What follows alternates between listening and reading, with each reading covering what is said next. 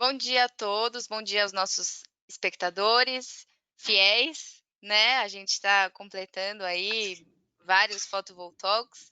Inclusive, hoje queria, né, dar bom dia, né? Receber, é sempre uma honra receber vocês aqui. Gustavo, Daniel e Alan, que já participaram, né? Estão aqui com a gente de novo, então obrigada. E o Cláudio, que hoje é o estreante da vez. Tudo bem? Bom dia para vocês. Bom dia, gente. Prazer estar aqui com vocês. Bom dia a todos. Bom dia, pessoal. Prazer estar de volta. Bom, a gente estava conversando aqui, eu estava mais quieta só aprendendo, né? Porque esses daqui se juntaram, não precisa nem falar o assunto nem nada, que já flui naturalmente, né? Então, é, acho que, Martin, se você quiser começar fazendo a primeira pergunta aí para direcionar um pouco, fica à vontade. Não, primeiro agradecendo todos nós. Eu acho que a primeira questão, sempre a gente comentou aqui, são as pessoas que estão atrás das marcas, das grandes marcas, né, que criar marcas. Uma marca sem uma personalidade não funciona. Então, eu passo já para Cláudio. Eu conheço o Cláudio há muito tempo, né? Então, a primeira coisa é falando brevemente quem é você. Nós outros já perguntamos. Então, um breve da sua história, como você chegou no JA agora. Um breve, quem é você, Cláudio? Bem-vindo. Vamos lá. A gente, antes de começar a conversa aqui, a gente estava dizendo quem era avô, tataravô, bisavô, né? Então, eu já estou há 8 anos no mercado, né? Quando se vendia, queria se comprar módulo por unidade, por pallet, em 2012, né? Então, agora em setembro são 8 anos de mercado, né? O que me faz um bisavô, né? Mas faz do Martin um tataravô, porque o Martin já estava antes de mim na Fronius, né? Então, são 8 anos de cabelo branco na fotovoltaica, vendo esse mercado crescer de venda de pallet até gigawatt, né? É muito bom a gente ver esse crescimento, né? Eu comecei lá atrás numa outra fabricante de módulos, ajudei a fazer o setup da operação e estou já há 5 anos na JA Solar, né? Trabalhando no estabelecimento da geração centralizada, da geração distribuída, tecnologias novas, a gente procura trazer o que é de mais inovador para o mercado, né? E são 8 anos e alguns bate-pico nas costas, né? Então, basicamente, essa é a minha experiência, né, de 8 anos de mercado. Obrigado. Tá, Vivian, chuta, vamos dentro das pesquisas, das perguntas que você tem para nós. Claro. A gente sempre bate um papo, né, antes de pensar um pouco sobre as perguntas, e acho que vocês até mencionaram isso um pouco antes da gente entrar aqui ao vivo. Como que vocês veem a entrada de novos players ou players Tier 2, né, sendo fabricantes de alto nível aqui no Brasil? Então vamos começar pelo Cláudio de novo, já que ele é o estreante da vez. Bom, eu venho de uma experiência e de uma escola onde a gente sempre fala de bancabilidade, tá? Bancabilidade e digamos assim, e tecnologia. Tá? Então, as duas empresas pelas quais eu passei, a gente sempre teve uma preocupação muito grande em entregar produtos que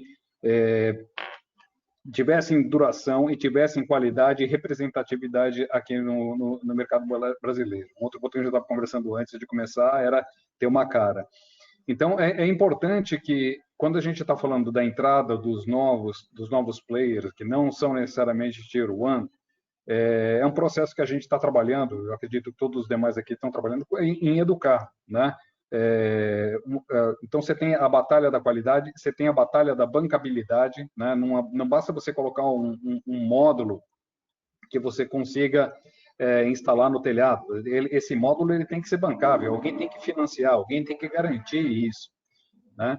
e você tem que assegurar que vai ter alguém que vai repor esse módulo, né? Não adianta você importar através de um distribuidor ou fazer que alguém compre e coloque no telhado de alguém, se de repente você não vai ter como substituí-lo, né? Então, eu fico preocupado, e parte da missão que eu tenho tido nos últimos anos levantar a bola, né, do que a gente chama bancabilidade, do que a gente chama de LCOE, que é o Levelized Cost of Energy, qual é o custo da energia durante a vida do projeto.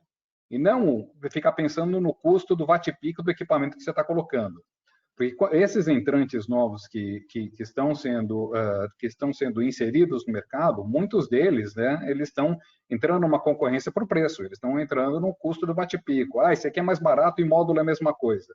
Desculpa, eu acho que todo mundo que está aqui concorda comigo. O módulo não é tudo a mesma coisa, né?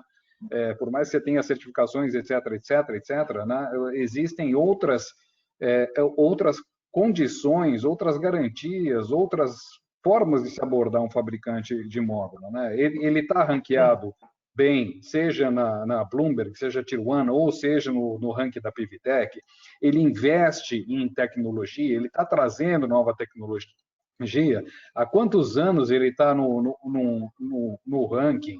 Né? Que tipo de novidade que ele está trazendo? Porque o argumento de você dizer assim, o meu é mais barato, o watt-pico é mais barato, eu faço um desconto a mais, isso paga agora ou pague mais tarde, né? Então, existe um risco associado. Eu não digo que não tenho que ter os Tier 2, eu acho que é válido, mas o ponto um Tier 1 é um cara que está constantemente se reinventando, ele está constantemente gerando tecnologia, ele está investindo no futuro, ele está saindo de módulos de 300 para 350, para 400, para 450, para 500, né?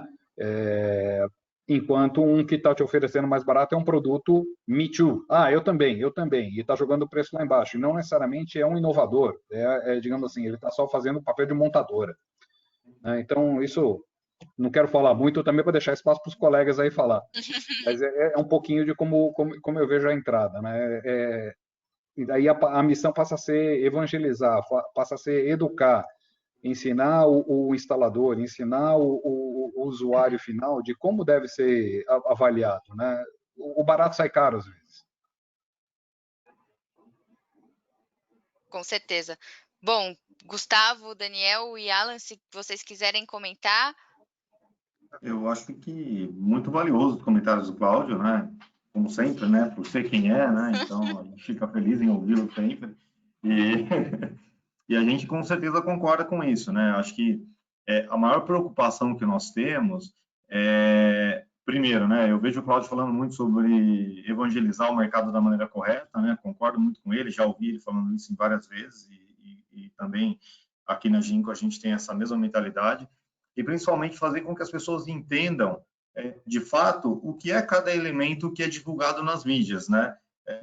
O pessoal divulga Tier 1, e aí olha uma lista imensa de fabricantes que estão ali dentro do mesmo bolo, um fabricante que produz 200 mega versus um fabricante que produz acima de 20 giga, né? Então, como é que você condensa isso, né? Qual que é o tipo de risco que tem cada um desses fabricantes, né? Então, aquilo, a bancabilidade do Tier 1 nada mais se você não é da parte de projetos e principalmente atua na geração centralizada, ela nada mais do que uma lista de fabricantes com a quantidade de capacidade produtiva que ela tem. Tá? Porque para a geração distribuída, aquela lista é praticamente irrelevante. Você tem outros aspectos a serem analisados, né? E aí entra muito naquilo que o Cláudio estava comentando da questão da qualidade, né? Eu também concordo, eu acho que não tem problema nós termos no mercado nacional fabricantes Tier 2. Não tem nenhum problema, até por conta a gente está falando de bancabilidade, desde que ele passe no teste da IEC, desde que ele tenha uma fabricação de tecnologia avançada, desde que ele passe nos outros testes. E quando eu falo em testes, não é em metro, tá, gente? Porque em metro não pega nem 5% daquilo que ele deveria pegar. Não sei se é a opinião dos colegas, mas pelo menos é a minha. Então, assim, não adianta você ter o preço, né, que é mais uma coisa que o Cláudio comentou e eu também concordo, e ficar batendo na gente que tem tecnologia, produz o próprio material, somos verticalizados, temos segurança de financeira dos 25 anos de garantia, temos já um porte maior para poder suprir necessidade. Então, você não pode colocar...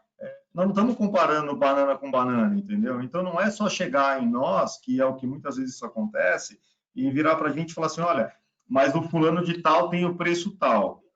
E ele fala que ele usa a célula da Ginkgo. Isso é o que eu acho mais incrível ainda, né? Ele compra a célula da Ginkgo. Mas é incrível porque a própria Ginkgo não produz a quantidade toda dela de célula. E uma parte ela tem que ir para o mercado para poder comprar também de grandes fabricantes de célula. Então, assim, tem muita informação errada, entendeu? Então, acho que essa, talvez, Viviane, essa seja a nossa maior preocupação hoje, de passar a informação correta e que essa informação correta chegue, de fato, no cliente final, que é o decisor, é o cara que vai dizer se ele quer comprar um produto que vai, com certeza, lhe dar uma garantia maior ou se ele quer arriscar a instalação fotovoltaica, que provavelmente ele vai fazer uma vez na vida. Com certeza. Bom, Alan e Daniel, acho que vou começar pelo Alan, que está quietinho até agora. Acho que o mercado de vocês, assim como o nosso, a gente tem bastante sinergia, né? Marcas líderes, a gente tem que sempre prezar pela educação do mercado e fazer o uso correto do produto, e não ter esse tipo de competição meramente por preço, né? Então, em algum ponto também os nossos mercados se cruzam. Então, queria ver primeiro com vocês qual que você acha, qual a importância, né, de se trabalhar com marcas, vocês aí como representantes do Tier 1, e não só com marcas de módulo, mas também com marca de estrutura, qual a importância de escolher uma boa estrutura, escolher um bom inversor, porque é um conjunto, né, uma escolha em conjunto. Bom, começando então sobre a questão das estruturas, né? É fundamental que você trabalhe com fabricantes também de Tier 1, de alta qualidade, pois acho que até a gente estava comentando aqui um pouquinho antes da gente ir ao vivo, toda a questão de microfissuras ou microcracks é muito importante que você tenha todo esse reforço do seu fabricante de estrutura para evitar que você tenha porventura, uma capacidade muito baixa de carga mecânica que possa danificar o seu painel, né? Então, e não só isso, né? Toda essa questão de estruturas, dependendo do site com que você é instalado, você pode estar passível a algum tipo de corrosão química.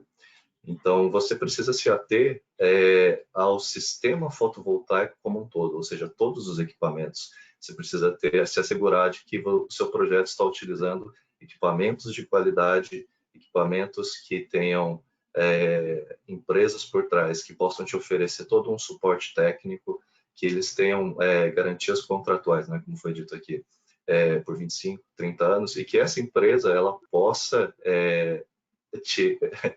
daqui a 25 ou 30 anos estar lá para, né, te oferecer a substituição dos equipamentos e das garantias.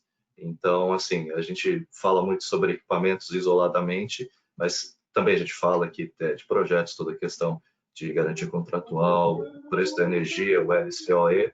A gente tem que lembrar que os equipamentos, eles trabalham em sinergia. Então, se você possui algum equipamento mais frágil, você possui um equipamento uma qualidade inferior, ele vai se tornar o gargalo do seu projeto, ele vai se tornar o ponto frágil do seu projeto. Então, muito provavelmente, problemas de desempenho e operação vão se dar ao redor desse equipamento. Então, acho que isso que a gente sempre precisa tomar um cuidado, né? Se você possui uma filosofia de projeto na qual você está trabalhando com equipamentos mais sofisticados para você atingir um volume de geração melhor, para você mitigar ao máximo as suas perdas, para você ter os seus pilares de projeto, tanto na parte técnica, quanto no CAPEX, quanto no LCOE, quanto na sua taxa interna de retorno. E você não tomar esse cuidado, né, eu acho que aí o seu projeto pode sofrer muito.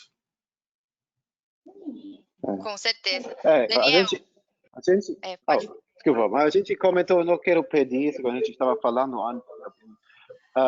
Toda a cadeia de logística para evitar microcracks. Você compra um produto de alta qualidade, né? O fornecedor faz com toda a preocupação deixa com flash test, tudo, nem o microcrack, o transporte, logística até no lugar, a instalação feito no manual perfeito, e depois o cara vai lá, pisa em cima do painel e tira uma foto. Ainda tem esses participantes do mercado. Então, como você está se sentindo vendo isso? Eu estou sempre vendo algumas estruturas meio fixadas, mas até pode ser a melhor estrutura do mundo. Essas fotos, como vocês estão se sentindo? Daniel, como você está se sentindo vendo as pessoas em cima, com todo orgulho, pisando no produto e usando microcracks? O cara está dando um tiro no bolso dele, né? Porque, na verdade, esse painel não vai gerar, não vai performar do jeito que performaria um painel normal. Não adianta você fazer a melhor logística do mundo, comprar um produto Tier 1, fazer a conta do LCOE melhor que for e depois fazer uma coisa dessas, né? Acho que isso daí, na verdade, é uma coisa que é uma educativa, né? Acho que o integrador tem que educar o cliente, né? E também tem que se educar para que ele faça uma promoção, um marketing, mas de uma maneira mais segura, correta, entendendo que um produto está gastando um dinheiro, fazendo um investimento, não vai durar e não vai gerar durante 25, 30 anos se tiver algum tipo de má gestão na instalação, ou mesmo depois, porque vocês têm que pensar que tem o OEM depois, você tem que fazer a limpeza dos painéis básica, água e sabão, mas tudo bem, mas o cara tem que ter cuidado para fazer isso. Como é que vai fazer? Tem que ter orientação, ler o manual que você falou, né? É o mínimo, né? Mas fala, Vivian, você me pergunta. Eu tenho vontade de chorar quando eu vejo isso. Porque depois ainda a culpa é sempre do módulo, né? Não importa se ele é Tier 1, Tier 2, Tier N, a culpa é sempre do módulo. E é difícil, como o Daniel falou, é simples manter. Basta não pisar, basta instalar direito em água e sabão. Né? E é uma logística reversa complicada, porque se você tem um dano, como é que você vai? Você tem que subir, tirar, tomar cuidado com os outros, repor. Se o cara faz isso dali a 2, 3 anos, já não tem mais um módulo igual, porque a tecnologia evoluiu, né? Você já não está mais vendendo o iPhone 4, você está vendendo o iPhone 7. Né? Então, é uma situação complicada. Desculpa, Daniel, fala aí. Não, é porque, por exemplo, a gente investe em P&D, a gente investe em desenvolvimento de tecnologia, investe em ter bancabilidade, investe em um monte de coisa para chegar ao melhor produto lá na ponta, aí chega e às vezes o cara que está lá na outra ponta não está bem qualificado. Uma das coisas que eu sempre falo, que qualificação, por isso que uma das coisas que me dá prazer é ver que nesse momento que a gente está, muita gente investindo em treinamento e qualificação. Treinamento e qualificação, lá na ponta, o cara saber instalar, porque daí ele faz a conta do LCOE, todo mundo estudando, sabendo vender, em vez de bate-pico, vender valor, o que aquele módulo está gerando a mais, tecnologia, agora a gente pega o Monopack, multi-bus bar, 10 bus bar, toda a tecnologia aplicada no módulo, um monte de inteligência naquilo para fazer uma geração mais eficiente. Se não tiver um OEM adequado, ele não vai garantir a performance dessa planta, né? Então, qual é o grande segredo que eu acho? E até o Martin falou, e o Alan também falou, a excelência dos produtos do composto do gerador. Quer dizer, se você não tiver uma estrutura adequada, com o aterramento adequado, com relação aos módulos conectados no inversor, que tenha uma performance, que a manutenção do inversor e a instalação do inversor seja feita adequadamente.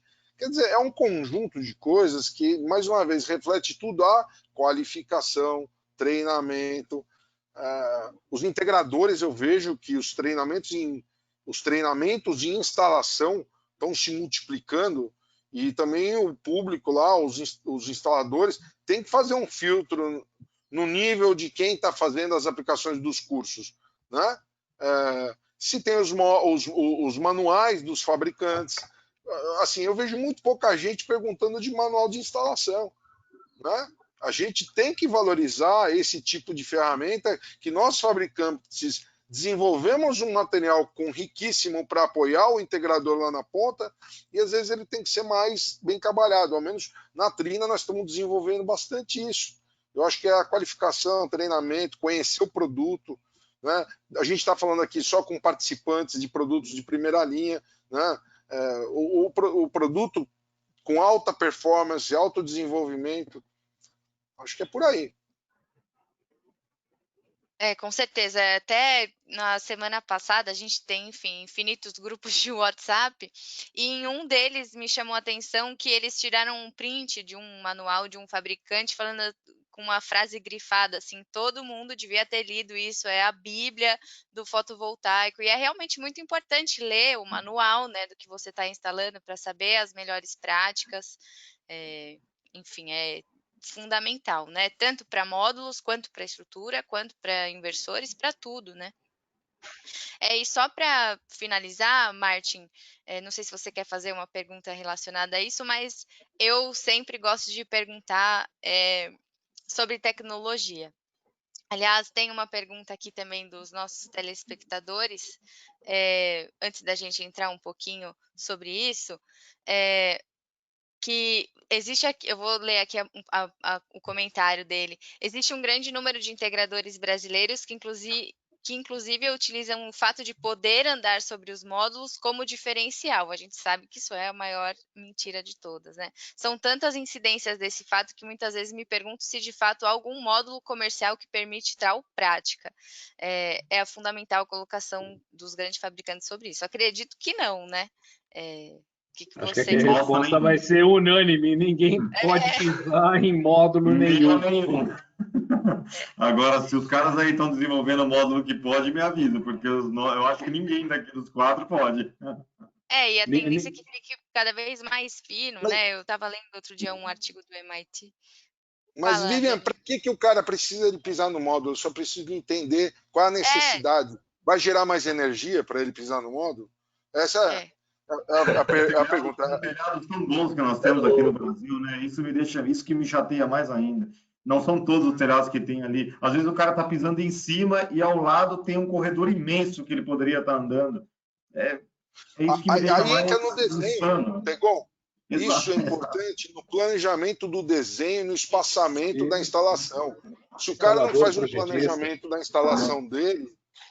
Eu vou dizer para vocês, quando eu atuava na ponta final, né, como integrador, muitas e muitas vezes eu chegava a falar com o cliente final e ele dizia assim, cara, eu quero que você forre o meu telhado. Essa era uma das constatações que eles diziam assim a todo momento, forre o meu telhado de placa, bota a placa por tudo. Não, cara, não é assim que funciona, tem um estudo, tem um software que faz um estudo disso, não é bota por painel por tudo, entendeu? E o que me deixa mais preocupado, né, com relação a isso, até, desculpa, estou fugindo um pouco do tema, eu estive em Brasília numa reunião com um integrador, integrador, né, não era cliente final, era com integrador, e aí ele falou assim para mim, cara, isso me doeu a alma, Tegon, eu vendo o que o cara quer comprar. Não, cara, não é isso, você não está vendendo a balinha ali da esquina, cara, você está vendendo... um projeto, tem engenharia envolvida, tem vida envolvida, tem N coisas envolvidas, tem o payback envolvido dos tal dos 25 anos. Perfeito, Tegon. Eu acho que uma mensagem que a gente tem que passar aqui gente, nós somos todos fabricantes de módulos, mas a gente participa do desenho de sistemas, de projetos, né? Um sistema fotovoltaico não é um eletrodoméstico. A gente não está vendendo um liquidificador. Eu já usei esse argumento algumas vezes. Não é liquidificador, não é torradeira, não é televisão que troca a cada 4 anos quando entra a Copa. É um sistema que vai ficar 25 anos, no mínimo, no seu telhado, né? Ele está ali para gerar energia, para garantir o preço da energia que você vai usar nesses próximos 25 anos. Né? Então é uma venda consultiva, não é uma transação toma lá da cá. É uma coisa que você tem que ter consciência que é um sistema que vai te economizar sim, mas você tem que ter os devidos cuidados. Não é como eu falei, uma cafeteira que você vai, compra, pronto, acabou, quebrou, você troca. Não é assim. Então, só para expandir um pouquinho, todos aqui somos fabricantes de módulos, mas a gente participa desse desenho de sistemas e hoje mercado de projetos, né? A gente vive esse mercado todos os dias, né, Cláudio? A gente vê isso acontecer todos os dias, né? Eu acho que a gente tem que pensar que nos projetos ainda é mais planejado, né? É diferente de um telhado, né? Um projeto tem todo um estudo de solo, né? Questão de planejamento maior, né? Diga, E com Viviane, desculpa. relação a... Imagina, vocês podem falar sobre o que vocês quiserem, tem carta branca. Sobre tecnologia, eu sei que existem questões aí de compliance que talvez vocês não possam falar muito sobre isso, mas queria saber a impressão de vocês, da experiência de vocês, o que vocês acham que vai começar a aparecer aqui no mercado brasileiro com relação à tecnologia? Então, filme fino, módulos bifaciais, o que vocês estão vendo aí, planejando para tecnologias? Já está, né? Na verdade, nós não estamos planejando, todo mundo aqui já tá desenvolvendo, né?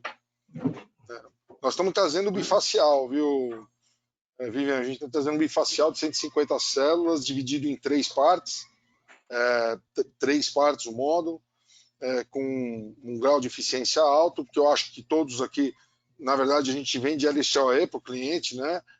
Recuperar o investimento o mais rapidamente possível. A Trina ela desenvolveu e fez treinamento e qualificação com todos os principais players do mercado hoje, com esses produtos novos que a gente já tem certificação, já está entregando esses módulos novos com alta capacidade de geração. Se vocês observarem, por exemplo, do caso que eu, Martin, Cláudio, todos nós que estamos desde muito tempo, fala nas potências que a gente entregava nos módulos há 5, 6 anos atrás e do quanto nós temos de potência hoje num módulo final, já tudo na barreira dos 500, né? Ultrapassando a barreira dos 500. Então, eu acho que essa questão da investimento em tecnologia, de maior eficiência dos módulos, o que mais pega para hoje para o mercado. O Tegon, eu estou apontando assim porque é para onde ele está na minha câmera aqui. O Tegon já tem módulo que vai chegar no 600. Eu, como bisavô, eu lembro que eu certifiquei módulo de 72 células no Inmetro que tinha 290 watt-pico. Né? Então, nós estamos dobrando a potência. Né? Isso em função de quê? De mudança de estrutura cristalina, né? O policristalino deixando de ser mainstream e passando a ser o monoperc, né? Estruturas de multibarramentos. Eu vendia módulo que era 3 barramentos, aí passou a 4, a 5, hoje já tem 9, já chegou a ter 12, né? Nós estamos falando de tratamentos superficiais que vão aumentar a eficiência, né? O PERC, o tratamento PERC que você faz, e heterojunção. Nós estamos falando de tecnologia de solda, né? O módulo tradicional, todo mundo olha, né? Tem aquele branquinho entre as células, né? Todos os fabricantes aqui já têm módulos que têm ou shingle ou tiling, né? Que você faz a solda um com o outro. Isso aumenta a área útil do módulo, né? Bifacialidade, como vocês estavam falando, né? Bifacial ainda é um módulo que vai se tornar mainstream, e ele está direcionado principalmente porque é a geração centralizada. Existem aplicações em GD, mas vão ser um pouco mais específicas, né? Então, bifacilidade é alguma coisa que vai se tornar realidade, né? E aí, outros detalhes. O busbar, que era achatado, ele passa a ser arredondado, que ajuda no aumento da absorção dos fótons. Então, tem muita coisa acontecendo muito rápido. Né? Então, do ano passado, né, para cá, a coisa evoluiu bastante. Nós, na JA, a gente chegou a ter 2 anos atrás, 2018, a gente teve 50% dos embarques de módulos em monoperc, numa época que todo mundo só comprava poly. Né? Então, o ano passado aumentou muito a diferença entre um e outro. Né? Voltou um pouco mais para o poly. Agora, a tendência o poly, acho que ninguém aqui tem poly como mainstream. Né? Vai ser monoperc, né? Porque não existe forma de aumentar potência, de aumentar eficiência num policristalino. Existe mercado para policristalino? Existe. Vai continuar a ser trabalhado? Vai continuar. Mas vai ser um limitante quando você vai ter maiores eficiências, maior escala e diminuição de custo marginal fabricando um monocristalino. Então, acho que está longe de dizer o que vai estar acontecendo, né? Todo mundo aqui está acima dos 500 watt-pico, próximos dos 600, todos estão adotando essas tecnologias. Eu acho que em breve a gente vai ter um significativo aumento de potência e eficiência ainda maior, né? Com células tipo N vindo, né? A Ginkgo já tem um projeto com células tipo N sendo instalado aqui no Brasil, né? É provavelmente o primeiro de tal porte que está sendo colocado e está no Brasil, né? Não sei se tem em outros países, mas aqui a gente tem um projeto de 600 mega. Então, o Brasil tem capacidade de adotar essas tecnologias, basta não pisar nos módulos. Eu acho que o salto agora, Cláudio... Ô, Dani, desculpa, quer falar aí? Pode falar. Cara, é só falar que eu acho que daqui a pouco o bifacial vai substituir o mono. Daqui a pouco tudo é bifacial. Eu acho que o salto que a gente teve de, principalmente, potência e eficiência agora, foi o maior salto que a gente viu nos últimos anos, né? Porque a gente teve um grande tempo, né? Com 320 até o 340 poly, aí surgiram-se lá os primeiros monos sem o PERC, aí veio o PERC e a gente conseguiu chegar ali nos 400. Aí o salto agora para os 500, quase 600, né? Dos últimos anos que eu tenho acompanhado, talvez tenha sido o maior salto, né? Isso é investimento em P&D, isso é investimento em tecnologia, as fábricas estão preparadas, né? O que é importante quem está nos vendo saber é que nós não mudamos a tecnologia do dia para a noite, né? Interessante o Cláudio comentar que a JA já estava ali em 18, né, Cláudio? 50-50, né? 50-50 monoperc. Em 2018, gente, enquanto o mercado brasileiro flutuava ali, nadava no poly. Então, assim, lá atrás, na China, a gente já estava preparando para as novas evoluções, né? Isso tudo também vem muito de encontro do começo da nossa conversa das grandes indústrias que realmente estão ali continuando, né? Então, quando você seleciona o teu módulo lá para o teu projeto, quem você vai escolher, né? Quem está liderando ali a tecnologia, que você sabe que vai trazer coisas novas, né?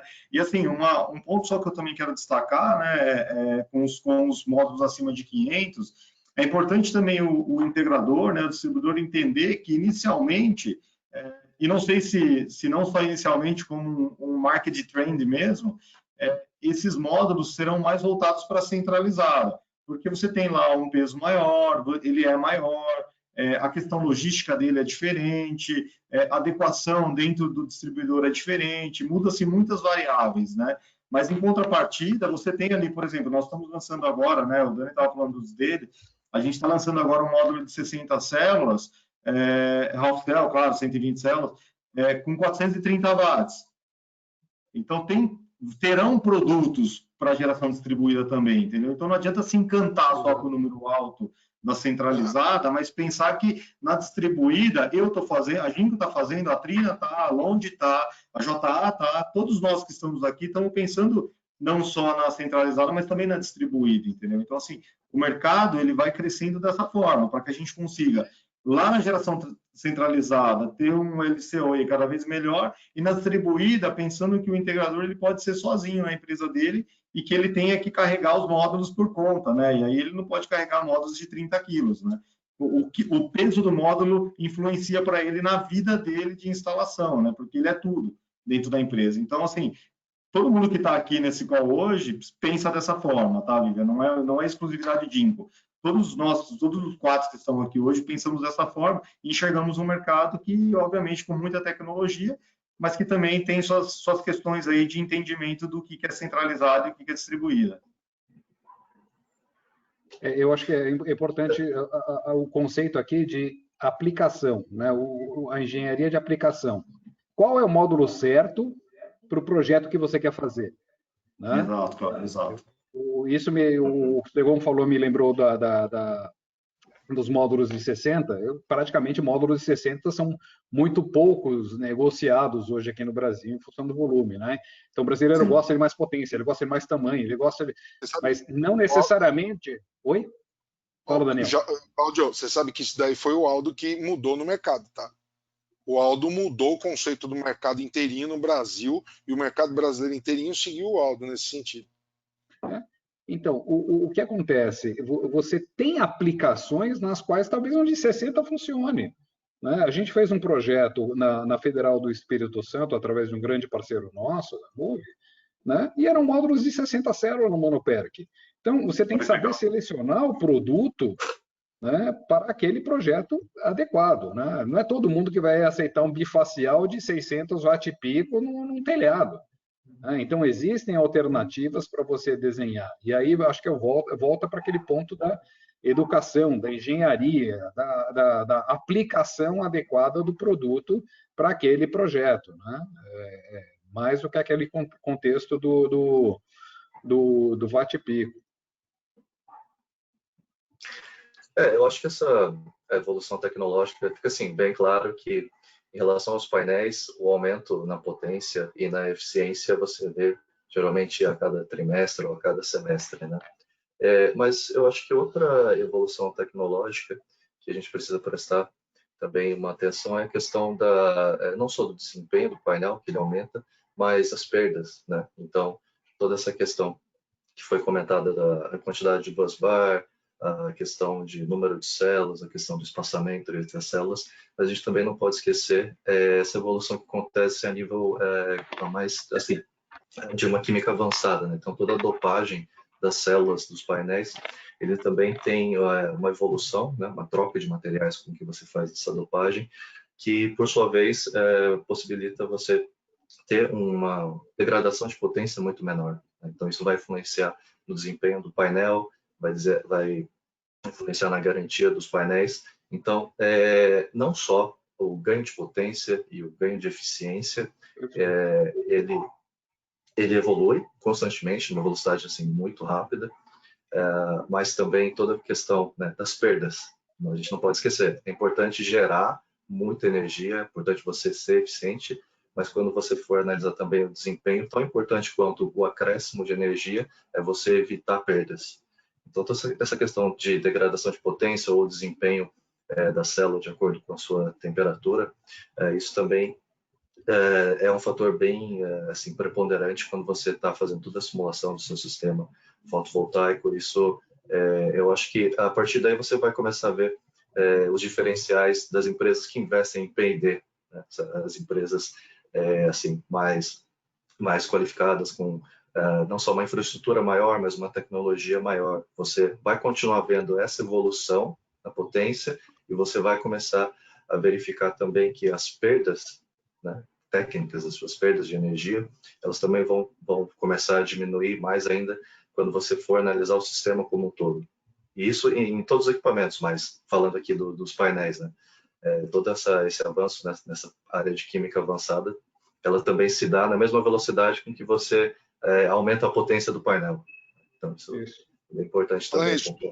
Isso tudo que você falou reflete na LCOE final do projeto. Sim, exato. Com certeza.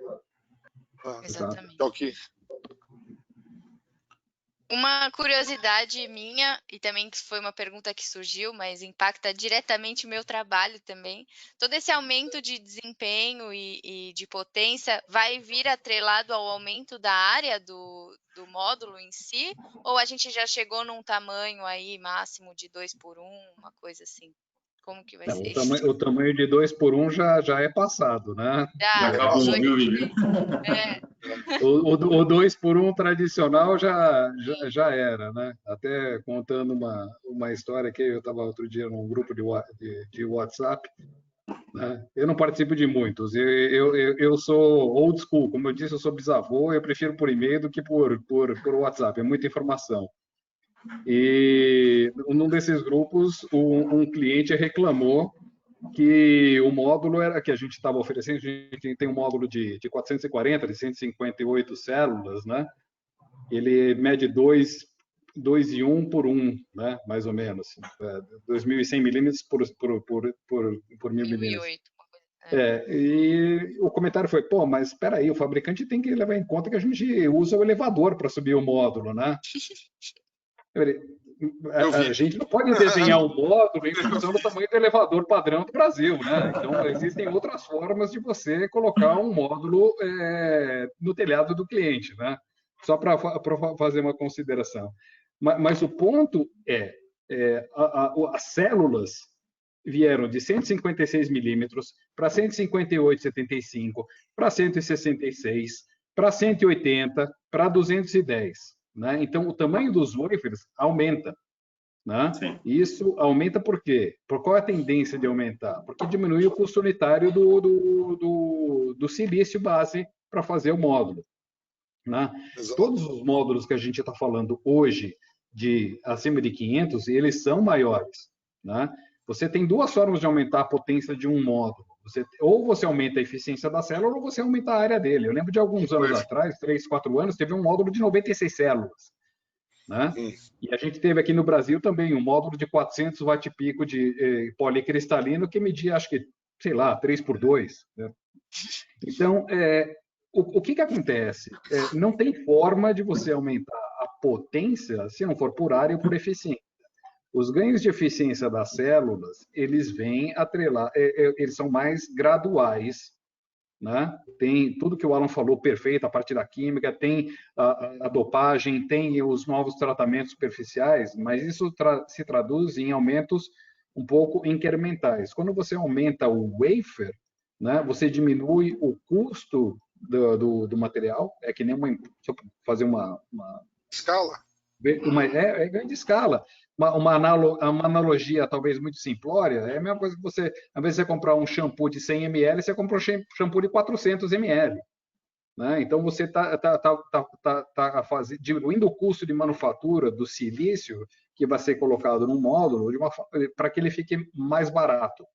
Né? E, obviamente, não é só o módulo que tem que ser considerado nesse ponto. Você tem que fazer a análise do aumento do tamanho do módulo, porque ele é parte de um sistema, junto com fabricantes de tracker, fabricantes de estruturas, a desenvolvimento de cabos, porque não basta você aumentar o tamanho do módulo, né? Para ter mais potência. Como ele vai influenciar o desenho de uma planta, né? Seja de 5 mega ou de 200 mega. Né? A gente recebe, todos aqui recebem proposta, né, onde tem o desenho padrão de uma planta de 200 era originalmente 350 watt-pico. Né?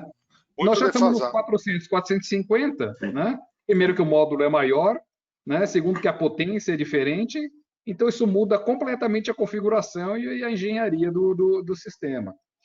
Então, eu acho que não passa o aumento da potência sem ter um aumento da dimensão da área do módulo. Né? Na medida que se evoluir para outros tipos de células, ou células mais eficientes, isso vai acontecer, eu acho que nesse momento a gente vai conseguir ter ganhos de saltar dos 21, 22 de eficiência de um módulo para, sei lá, 24, 25. Né? E esse é um ganho real de eficiência da célula, mas em termos de potência, o aumento de potência necessariamente vai estar associado a um aumento de dimensão. Tá? E tenta se compensar com outras coisas. Desculpa, falei um montão.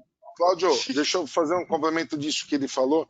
Uma coisa que eu acho muito interessante no Brasil é que a gente tem um ambiente tropical, né, de muita umidade.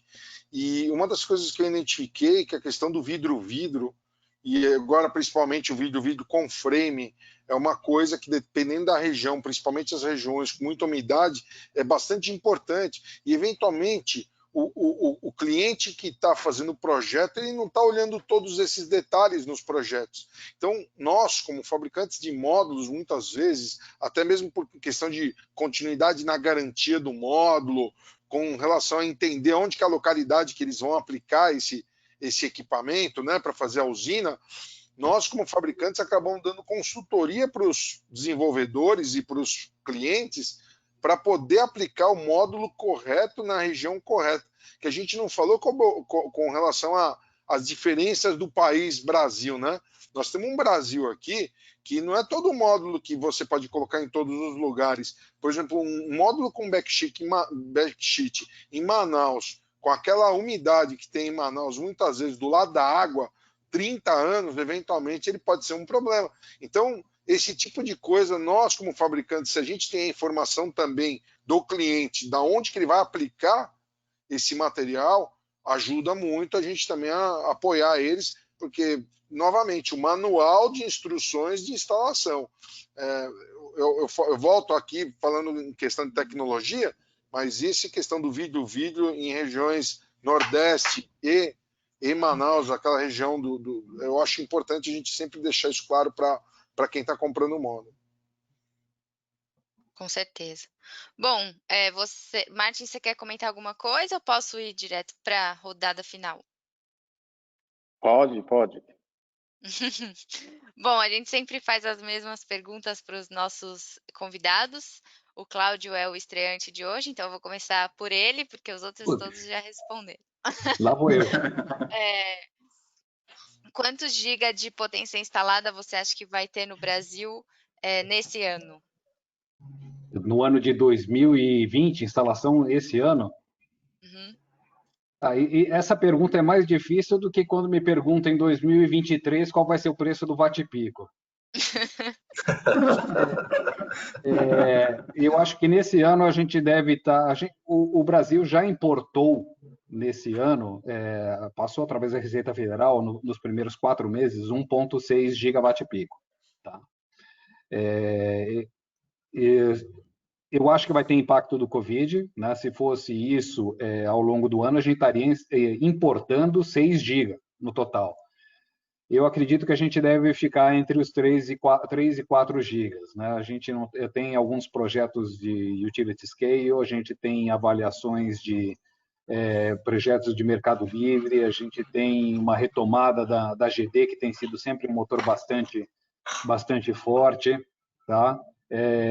Mas, como eu falei das minhas previsões, né, isso daí a gente só... Eu sou que nem economista, eu sou bom para explicar o que aconteceu. Né? Eu não sou bom para explicar o futuro. Tem muita variável na frente. E dentro dessas variáveis, uma delas é como a gente vai retomar a vida após pandemia. Né? Então, hoje, nós temos questões de dólar, nós temos questões de excesso de capacidade disponível, nós temos demanda reprimida, nós temos uma série de fatores que vão influenciar. Todo mundo que passou nos últimos 2 meses, no mínimo, uma situação onde teve uma queda significativa de negócios, que vai refletir no volume importado de módulos no Brasil. Então, se eu fosse dar um chute, né, eu diria que a gente deve ficar entre os 3 e 4 em um mix entre GD e geração centralizada. Eu acho que ainda muita coisa vai ser... o pessoal ainda está olhando para ver o que vai acontecer. Tem questões financeiras, questões de levantamento de dívida, risco de crédito, etc. Esse é o meu palpite. Com certeza. Gustavo, qual é o seu palpite? Na mesma linha, eu acho que o combinado GD-GC em torno de 3 a 4 GB não deve ser mais do que isso. É uma pena, é um ano que seria muito mais brilhante, né, se a gente não tivesse tido esse infortúnio do Covid-19, né, mas não deixa de ser um ano desafiador, né, que vai ensinar muito, acho que para todos nós, e mesmo assim, né, mesmo com todos os percalços do ano, para nós ainda é um ano muito bom, né, porque o nosso mercado é um mercado que simplesmente começou agora, né, por mais que a resolução seja de 2012, a gente está com um mercado muito novo ainda, então o nosso futuro desse mercado é muito grande. Então, assim, eu acho que tem uma demanda reprimida, perdão, eu acho que terá, principalmente em 2021, uma demanda reprimida de 2020, e aí, provavelmente, se tudo for para o lado bom, né, de agora até o final do ano, eu acho que 2021 será um ano fantástico, mas para 2020 eu sigo com os meus números do último fotovoltaico. E vocês, Alan e Daniel, um número para nós? O Alan primeiro.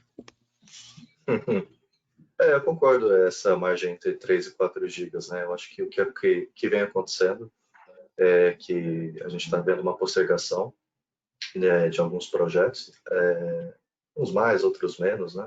Então, eu acho que parte desse número que seria instalado, entraria em operação em 2020, a gente vai ver a partir do Q1 de 2021, né? Mas eu acredito que algo em torno de uns 3 gigas a gente deve colocar em operação, sim, esse ano.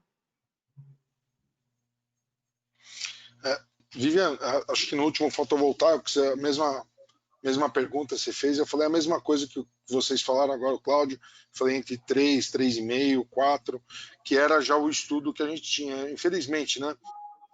Mas incrível que não foi por falhas de embarque, né? Porque, na verdade, as operações, no nosso caso, fluíram normalmente, não tiveram problemas de atraso, mas sim porque a gente vê que a retração dos instaladores, né? Eles não poderem estar em campo, muita gente empurrou os projetos para o segundo semestre para poder fazer as obras. Eu acho que o segundo semestre, de acordo com o que aconteça agora com relação à estabilização do tema do Covid, vamos ver como é que vai funcionar isso. Eu acho que vai vir muita gente instalando, porque com a alteração eventual da 482, efetivamente, vai obrigar muita gente a acelerar e colocar os projetos de pé. Então, assim, eu acho que tudo que a gente parou, praticamente, o Brasil, o mundo parou nesse Q2, né? Eu acho que o Q3 e Q4 podem fazer uma retomada bastante grande, porque os projetos, muita gente já assinou, já fez compromisso e não tem como voltar atrás. O dólar é um dos grandes problemas, né? Que você vê de 15 dias para cá mudou o cenário em 20%. É uma coisa que é uma gangorra, que o empreendedor, que é muito complicado. Imagina os distribuidores, o quanto que eles não estão. Acho que quem mais está sofrendo neste mercado não é nem o integrador, é o distribuidor, com o volume de estoque e com a gestão de entregas e de ter uma gestão eficiente. O bom é que o mais interessante é que o Brasil é muito maduro, né? O empreendedor brasileiro está acostumado com as diversidades e enxerga sempre o lado positivo, mesmo com todas as dificuldades. Eles vão batalhando e vão conseguindo conquistar e se reorganizar e atender e apoiar tanto os integradores. Eu acho que nós todos fabricantes também apoiamos dentro do possível todos os nossos parceiros, né? Que nesse momento todo mundo tem que dar a mão e falar, vamos olhar a parte positiva disso, que a gente está cada vez mais próximo. Eu acho que o distanciamento social fez a gente não estar próximo pessoalmente para aquele cafezinho, né? Mas eu nunca falei tanto no telefone como hoje eu falo. Eu estou muito próximo, eu acho que todos aqui, a gente tem que estar próximo daquelas pessoas e sempre estar apoiando e se colocando à disposição para que isso daí a gente saia adiante, né? Com certeza. E você citou aí as mudanças normativas, regulatórias, né? Então, a 482, e, enfim, outros projetos de lei que também estão tramitando. A segunda pergunta que a gente sempre faz, então, é se vocês pudessem escrever uma lei ou uma regulação para o mercado, o que vocês escreveriam? Agora eu não vou falar primeiro, não. O Cláudio, por favor. Não. Vocês têm noção que a 482, do jeito que estava, não era uma coisa que estava ruim? Eu acho que nós não passamos ainda o período de maturação suficiente no mercado para ter alterações tão relevantes. Eu acho que adequações sim, mas não mudanças radicais. Eu sou da turma do ponto de equilíbrio, né? Da sensatez, de buscar, vamos dialogar, e não mudar tudo de uma hora para outra, que eu acho que é um pouco do que era a proposta inicial, por isso causou toda a comoção no setor, né? E sim que, na verdade, se você vai mudar uma lei, você tem que fazer alguma coisa com fases, de uma maneira mais equilibrada, e ainda não matar quando nem nasceu, né? Que eu acho que o solar é uma coisa que todo mundo só fala tão bem, todo mundo veste a camisa, mas aí vem e antes de nascer já está querendo não deixar andar. Isso é uma das coisas que eu acho que a Absolar, o Ronaldo Klozuki, que é uma pessoa que representa o setor, é uma das pessoas que mais eu vejo em todos os momentos, 24 horas por dia, apoiando a gente, e vários outros participantes, players no mercado, a Bárbara Rubin e vários outros que já estiveram aqui com vocês. Assim, são pessoas célebres e com a cabeça e um ponto de vista equilibrado, e não é só puxando sardinha para um lado, e sim olhando no longo prazo o todo, né? Acho que a gente tem que olhar o todo, não somente a geração de emprego, o desenvolvimento econômico, social que isso promove, capacitação na ponta com relação a ter profissionais melhores. A geração distribuída, ela impulsionou tantas coisas positivas, e no meio de um mar de dificuldades, a gente tem um setor que está conseguindo funcionar, e na hora que ele está começando a funcionar, você vai querer bloquear e criar dificuldades para um setor que está conseguindo se autossustentar e se equilibrar. Então, são coisas que eu acho que menos mudança e mais olhar positivo para o negócio. Com certeza. Alguém quer comentar mais um adendo aí na regulação do Daniel? Eu acho que nesse sentido mesmo, né? Pode falar, Gustavo. Vai você, pô. Você falou mesmo que todo mundo aproveita aí. Eu acho que a questão da tributação, ela ou impulsiona ou retarda o mercado, né? Então, como acho que o Daniel pontuou bem, o mercado brasileiro é um mercado muito atrativo, mas ele não adquiriu aquela maturidade de mercados um pouco mais velhos, né? Um pouco mais antigos. Então, a gente ainda precisa manejar, a gente precisa encontrar um equilíbrio tanto na geração centralizada quanto na geração distribuída para a gente não desacelerar o mercado, né? E as ferramentas que a gente tem disponíveis em relação a isso são principalmente a questão da tributação, tanto nos equipamentos quanto nos serviços. Uhum. Gustavo? Como é a minha segunda vez aqui, eu posso falar duas coisas, é isso? Tô brincando. Eu acho que na 482 a gente tem uma grande oportunidade no Brasil para armazenamento de energia, né? Então, acho que isso ainda está muito cru dentro da redução. Eu acho que esse é um fator que eu gostaria muito de ver um Brasil mais voltado para esse tipo de solução, né? Armazenamento de energia. Acho que a gente tem... Cara, nós estamos num lugar maravilhoso para isso, né? E essa é para 482, tá? E agora eu vou fazer a minha segunda escolha, né? Como eu falei que eu participei 2 vezes, então eu posso fazer mais uma. Eu gostaria, de fato, que o Inmetro acordasse para a vida, falando bem francamente, e tivessem requisitos mais sérios na hora de aceitação dos produtos relacionados à energia solar fotovoltaica. Seja ele módulo, seja inversor, seja estrutura, o que quer que seja. O Inmetro precisa se posicionar de uma maneira profissional e não da forma como está fazendo agora. Então, essa é a minha recomendação para o Inmetro também. Cláudio, você quer comentar alguma coisa? Me deixaram para o final, né? Então, eu vou pegar primeiro o gancho do Tegon. Concordo absolutamente em número general com o tema do Inmetro. O que a gente faz hoje aqui em termos de teste é algo que... eu entendo a razão pela qual isso foi estabelecido lá atrás, na RAC 004/2011, mas eu não entendo a permanência dos mesmos critérios quase 10 anos depois, né?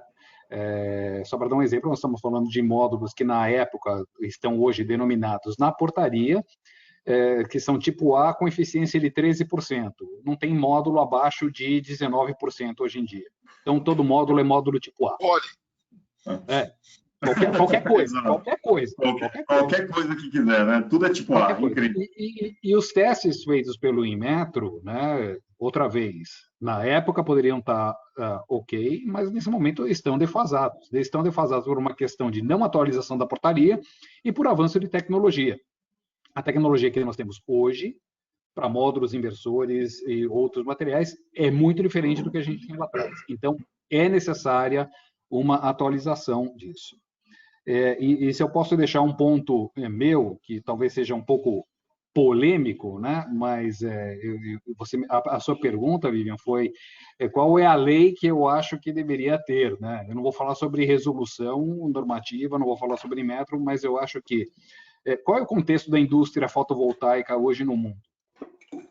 Infelizmente, os avanços estão acontecendo fora das nossas fronteiras, tá?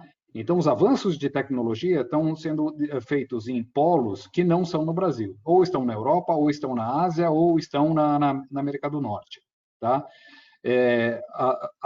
O Brasil é reconhecidamente um dos países mais protecionistas do mundo. A participação... Opa, desculpa aqui que teve só um segundo, eu já volto.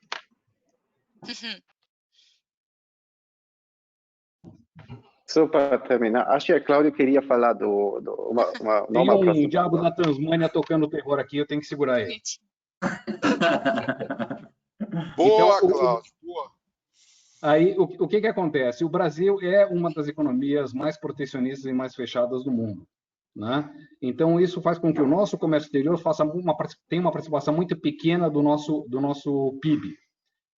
O que eu gostaria de ver? Eu gostaria que, já que a gente não teve, no momento adequado, a tomada de decisão correta para investir em estabelecimento de cadeia de produção e desenvolvimento de tecnologia, como essas outras regiões fizeram, eu acho que é válido, por uma questão também de empregabilidade, que a gente utilize dos recursos no país e diminua a tarifa sobre os equipamentos, as tarifas de importação sobre os equipamentos.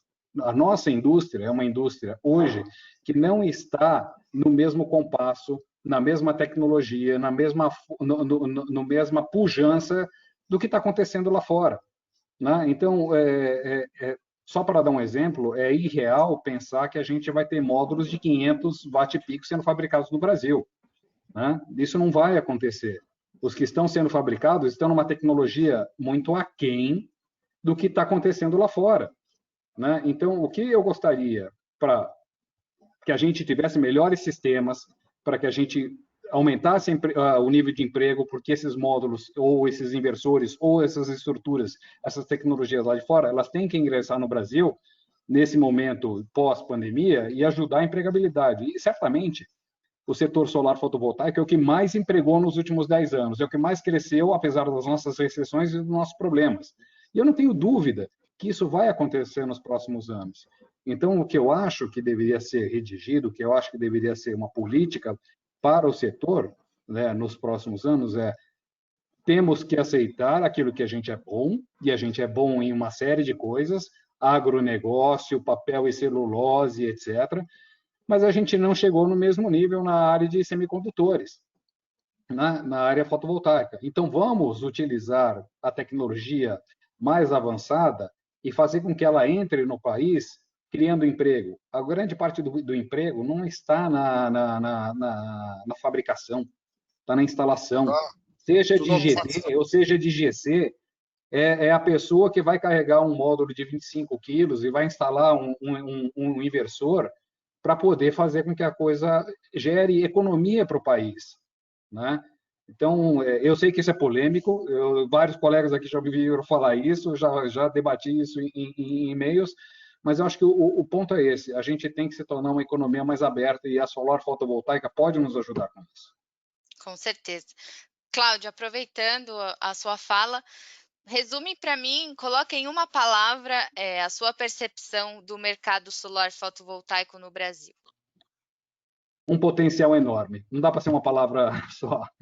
É gigantesco. É gigantesco o potencial. A gente tem que fazer com que esse gigantismo ele aconteça, né? Porque a gente sempre viu falando que o Brasil é o país do futuro, nós temos potencial enorme. Eu acho que a gente tem que fazer com que esse potencial se torne realidade. Eu acho que é gigantesco o potencial que a gente tem aqui no Brasil. Com certeza. Gustavo, Alan e Daniel, as palavras de vocês. Vou tentar colocar numa palavra para o Cláudio, imensurável. Não tem como você mensurar. Mas eu pensei, viu, Cláudio, porque minha frase era igual à sua. Não tem como mensurar o tamanho do Brasil. O Brasil eu brinco, obviamente, né? Gente, isso é só uma maneira de mostrar o tamanho, tá? Quando a gente, e acho que todos nós aqui viajamos muito de avião, né? Quando você tá subindo, está pousando, você olha aquele mar de oportunidades, tá? Eu não vejo casas, eu não vejo comércios, eu não vejo galpões, eu não vejo empresas. O que eu enxergo ali são oportunidades, tá? É uma metáfora, tá, gente? Existe ali a cautela de instalação próximo de aeroportos, tudo isso, tá? Não estou dizendo que tem que instalar ali, mas o que eu quero que as pessoas reflitam é o tamanho da oportunidade que nós temos no setor de geração solar distribuída, que é o que nós temos aqui. E também, Vivian, só para... Desculpa, era uma palavra, mas eu tenho que me alongar. Passo das palavras do Cláudio às minhas. as palavras do Cláudio, as mesmas da Ginkgo. O nosso mercado é muito grande para estar travado numa situação industrial que não é, de fato, aquilo que vai fazer o negócio crescer e vai gerar mais empregos. Nós temos muito mais oportunidades de empregos e de geração de economia olhando de outra forma. Não está sendo feita da maneira correta. Então, eu só gostaria de adicionar esse ponto também. Daniel, qual é a sua palavra? Só para a gente já finalizar rapidinho. O Gustavo acabou roubando ela. Oportunidade. Essa palavra foi a que essa palavra foi a que o Márcio Takata usou no último papo que eu tive aqui no Photovoltaics, né? Eu falei resiliência, depois ele falou oportunidade, e é verdade. O Brasil é um mar de oportunidades. Quem quer trabalhar, trabalha. E o solar tem um espaço gigantesco para crescer. Aí eu corroboro com as palavras do Cláudio também, é uma coisa que a gente conversa muito. Acho que todos que estão no mercado, a única coisa que mais nos une do que qualquer coisa é ver uma injustiça, né? Porque a gente está vendo que o fato da gente ter uma tributação tão alta, desnecessária para uma indústria que não existe, porque na verdade é uma indústria de montagem que se resume a uma ou duas empresas com uma tecnologia bastante defasada perto do que todas as outras tecnologias que a gente está aportando,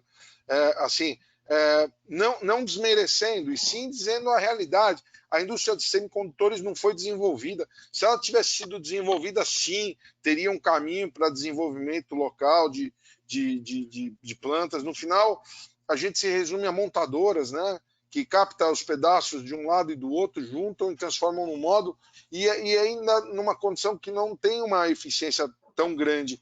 E a gente é brasileiro, é nacionalista, mas nesse momento a gente está vendo que dentro do nosso nacionalismo a capacitação e a geração de empregos e oportunidade para todo esse mar de gente que quer trabalhar e poder estar instalando e ter um produto mais atrativo financeiramente e comercialmente para atender, a tributação é uma das coisas que pode ser, né?